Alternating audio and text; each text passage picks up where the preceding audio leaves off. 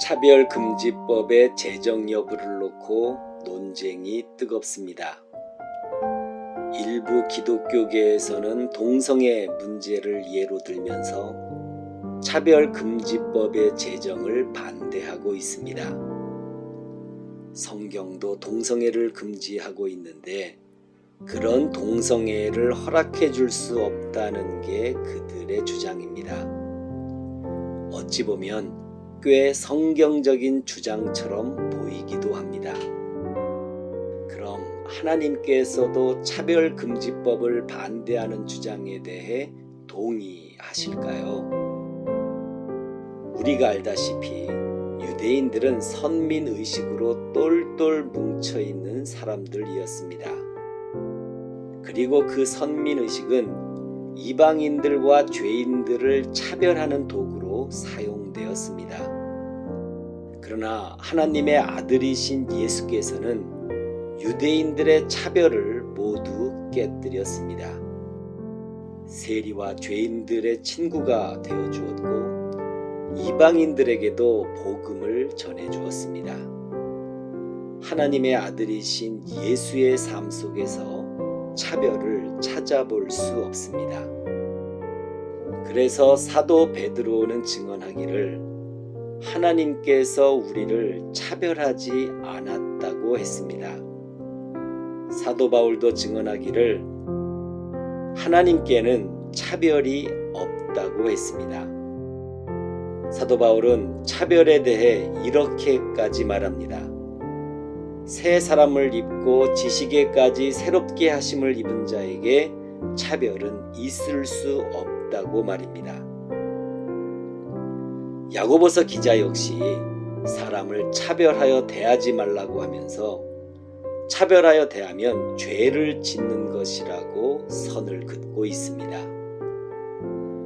이렇게 차별이란 주제를 가지고 성경을 훑어나가면 하나님의 뜻이 무엇인지를 금세 알아차릴 수 있습니다.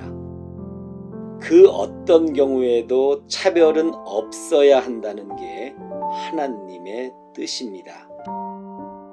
일부 기독교계에서 차별금지법을 반대하는 근거로 동성애를 이야기합니다. 물론 동성애는 하나님의 창조 섭리를 거스르는 행위입니다. 그러나 동성애자들을 차별하는 것 역시 하나님의 창조 섭리를 거스르는 행위입니다.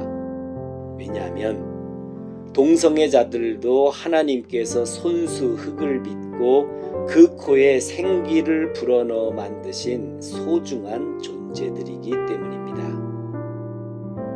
동성애자라 할지라도 하나님의 사랑을 받을 자격 있습니다.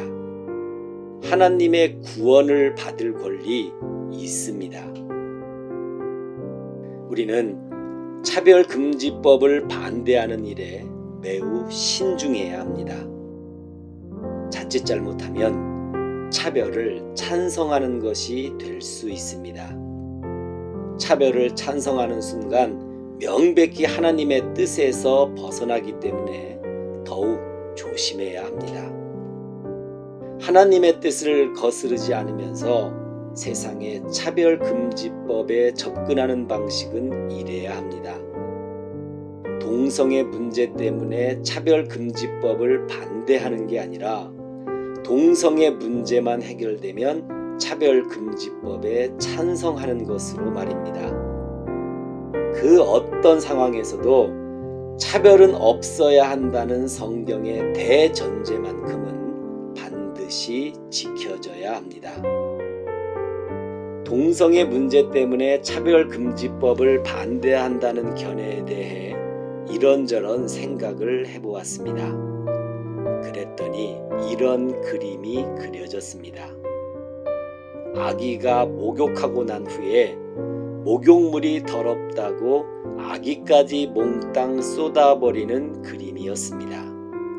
사실 더러워진 목욕물만 버리면 그만입니다. 아기까지 쏟아버릴 이유가 없습니다.